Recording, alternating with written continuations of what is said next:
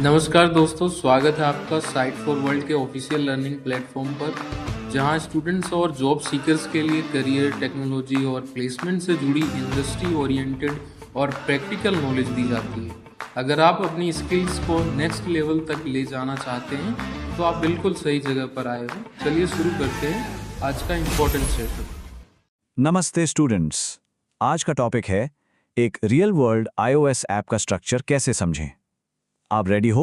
Focus mode on है ना? Mobile side में रख दिया? स्क्रीन पे पूरा ध्यान है ना? चलो शुरू करते हैं।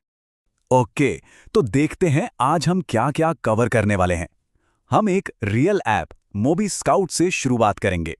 फिर हम यूजर के सफर को समझेंगे, ऐप के आर्किटेक्चरल ब्लूप्रिंट यानी एमवीसी पैटर्न को डिकोड करेंगे, और फिर आखिर में देखेंगे कि कोड और स्क्रीन आपस में कैसे बात करते हैं। तो सबसे पहले मिलते हैं हमारे आज के केस स्टडी से। ये कोई छोटा मोटा हेलो वर्ल्ड एग्जाम्पल नहीं है, बल्कि एक पूरी तरह से फंक्शनल रियल वर्ल्ड एप्लीकेशन है। ये है मोबी स्काउट की मेन स्क्रीन। इसका मेन काम है ड्राइविंग के टाइम हर तरह का डेटा कलेक्ट करना, जैसे कि वीडियो, फोन के सेंसर से डेटा और यहां तक कि स्मार्ट वॉच से हेल्थ डेटा भी। ऐसी एक कॉम्प्लेक्स ऐप को समझना हमें रियल वर्ल्ड कोडिंग के लिए एक अच्छे से तैयार करता है। देखो, हम एक रियल ऐप इसलिए यूज कर रहे हैं ताकि प्रैक्टिकल तरीके से सीख सकें कि बड़े प्रोजेक्ट्स असल में कैसे स्ट्रक्चर किए जाते हैं। ये आगे आपके प्रोजेक्ट्स के लिए एक सॉलिड फाउंडेशन बनाएगा। फोकस बना हुआ है ना? तो सोचो, एक यूजर इस ऐप को कैसे यूज करेगा। एक अच्छा डेवलपर कोड लिखने से पहले इस पूरे फ्लो की प्लानिंग करता है। चलो देखते हैं कि इस ऐप का यूजर फ्लो कैसे डिजाइन किया गया है। अब ये जो स्क्रीन पे है ना, ये बेसिकली पूरी ऐप का गूगल मैप है। यहाँ यूजर का हर पॉसिबल रास्ता मैप किया गया है। चलो एक पाथ फॉलो करते हैं। एक नया यूजर ऐप शुरू करता है, टर्म्स को एक्सेप्ट करता है, एक अकाउंट बनाता है और सीधा एप्लीकेशन पेज पर लैंड करता है। ऐसा मैप बनाने से पूरी टीम को डेवलपमेंट शुरू करने से पहले ही बिल्कुल क्लैरिटी मिल जाती है। इस स्टेप का मेन पर्पस है क्लैरिटी लाना। इस तरह का फ्लो चार्ट पहले बना लेने से डेवलपर्स ये श्योर कर लेते हैं कि कोई भी यूजर स्टेप मिस ना हो और ऐप का नेविगेशन लॉजिकल और आसान हो। इस स्टेप का पर्पस समझ आया? इतनी सारी स्क्रीन्स, इतने सारे फीचर्स, तो डेवलपर्स कोड को साफ सुथरा और मैनेजेबल कैसे रखते हैं? वो एक आर्किटेक्चरल पैटर्न का यूज करते हैं। iOS डेवलपमेंट में सबसे कॉमन पैटर्न है MVC।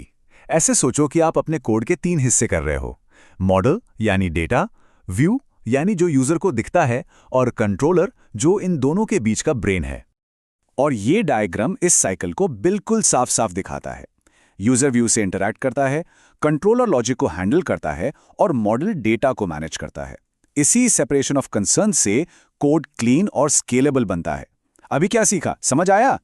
ये एक कोर कॉन्सेप्ट है, इसलिए इसको समझना बहुत इंपॉर्टेंट है। अब जब हमने हाई लेवल स्ट्रक्चर समझ लिया है, तो चलो कोड में डाइव करते हैं। रेडी हो नेक्स्ट स्टेप के लिए? चलो MVC के M यानी मॉडल को देखते हैं। मॉडल बस वो कोड है जो हमारे ऐप के डाटा के स्ट्रक्चर को डिफाइन करता है। सिंपल। फॉर एग्जाम्पल, ये हेल्थ डेटा मॉडल का स्विफ्ट कोड है। ये बस एक ब्लूप्रिंट है जो बताता है कि हेल्थ डेटा कैसा दिखेगा। ये डिफाइन कर रहा है कि हमें heart rate, headphone audio exposure जैसे डेटा को स्टोर करना है। That's it. बिल्कुल वैसे ही ये सेंसर डेटा मॉडल सारी सेंसर इंफॉर्मेशन के लिए एक ब्लूप्रिंट है, जैसे लैटिट्यूड, लॉन्जिट्यूड और एक्सेलेरोमीटर डेटा। देखो कैसे हर डेटा पॉइंट के लिए एक प्रॉपर्टी डिफाइन की गई है। इससे कोड ऑर्गेनाइज्ड और पढ़ने में आसान हो जाता है। और आखिरी एग्जाम्पल, ये यूजर डेटा यूनिफाइड मॉडल उन सेटिंग्स को स्टोर करता है जो यूजर चेंज कर सकता है, जैसे फ्रेम रेट और ऑटोमेटिक अपलोड। इन तीनों मॉडल्स को देखकर ये क्लियर हो जाना चाहिए कि मॉडल लेयर का काम सिर्फ डेटा का स्ट्रक्चर बनाना है, लॉजिक लिखना नहीं। लॉजिक समझ आया या सिर्फ देख रहे हो? अब आपकी बारी। एक ऐप आइडिया सोचो जो आप बनाना चाहते हो। उसको क्या क्या इंफॉर्मेशन स्टोर करनी पड़ेगी। वीडियो को पॉज करो और अपने आइडिया के लिए 2-3 सिंपल मॉडल्स लिखने की कोशिश करो। ये प्रैक्टिस आपके कॉन्सेप्ट को बिल्कुल सॉलिड कर देगी। इसको नोट किया? तो सबसे इंपॉर्टेंट सवाल, ये जो एब्स्ट्रैक्ट मॉडल कोड हमने देखा, ये एक्चुअल यूजर इंटरफेस से कनेक्ट कैसे होता है? अब देखते हैं इसको प्रैक्टिकली कैसे करते हैं। ध्यान से देखना, स्क्रीन के लेफ्ट में यूजर डिफॉल्ट्स डेटा मॉडल का कोड है और राइट में ऐप की सेटिंग स्क्रीन है जो व्यू का हिस्सा है। कोड में जो ऑटोमेटिक अपलोड वेरिएबल है वो सीधा स्क्रीन पर ऑटोमेटिक अपलोड वाले स्विच को कंट्रोल करता है, और इन दोनों को जोड़ने वाला ब्रिज है कंट्रोलर। सिर्फ देख रहे हो या समझ भी रहे हो? ये जो मॉडल डेटा और व्यू यूआई के बीच का कनेक्शन है, यही ऐप डेवलपमेंट का जादू है। जब यूजर स्विच ऑन या ऑफ करता है तो व्यू कंट्रोलर को इन्फॉर्म करता है और कंट्रोलर मॉडल की वैल्यू को अपडेट कर देता है। यही एमबीसी इन एक्शन है। अगर इंटरव्यू में यह सवाल पूछा गया तो क्या आप इसे कॉन्फिडेंटली एक्सप्लेन कर पाओगे? चलो फटाफट से रैप अप करते हैं जो हमने अभी तक सीखा है और आगे क्या करना है। तो आज हमने क्या सीखा? पॉइंट 1, हमेशा यूजर फ्लो मैप करके शुरुआत करो। पॉइंट 2, कोड ऑर्गेनाइज करने के लिए एमवीसी जैसा आर्किटेक्चर यूज करो।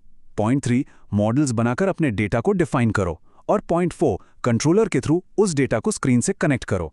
ये 4 स्टेप्स आपको हमेशा एक वेल स्ट्रक्चर्ड ऐप बनाने में गाइड करेंगे। समझ आया? क्लियर है? देखो, सिर्फ देखने से याद नहीं रहेगा। The only way to learn is by doing। तो अब आपकी बारी है इन कॉन्सेप्ट्स को अपने किसी छोटे से प्रोजेक्ट में इंप्लीमेंट करने की। खुद से बना पाओगे? हमेशा याद रखो, इन स्ट्रक्चर्स को यूज करने का गोल सिर्फ ऐप को चलाना नहीं है।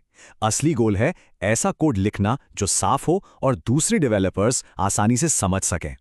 इस एनालिसिस को खत्म करने से पहले इस सवाल पर जरूर सोचना, आपके ऐप आइडिया की सबसे इंपॉर्टेंट स्क्रीन कौन सी है और उसे काम करने के लिए कौन से 3 डेटा पॉइंट्स जरूरी होंगे। अपने जवाब नीचे कमेंट्स में शेयर करना। अगर कोई डाउट है तो कमेंट सेक्शन में बताना। अगले सेशन में हम व्यू कंट्रोलर्स को और डिटेल में देखेंगे। All the best, keep learning. हमारे चैनल को सब्सक्राइब कीजिए और वीडियो को अपने दोस्तों के साथ शेयर जरूर कीजिए। कमेंट सेक्शन में अपना डाउट या नेक्स्ट टॉपिक लिखना मत भूलिएगा।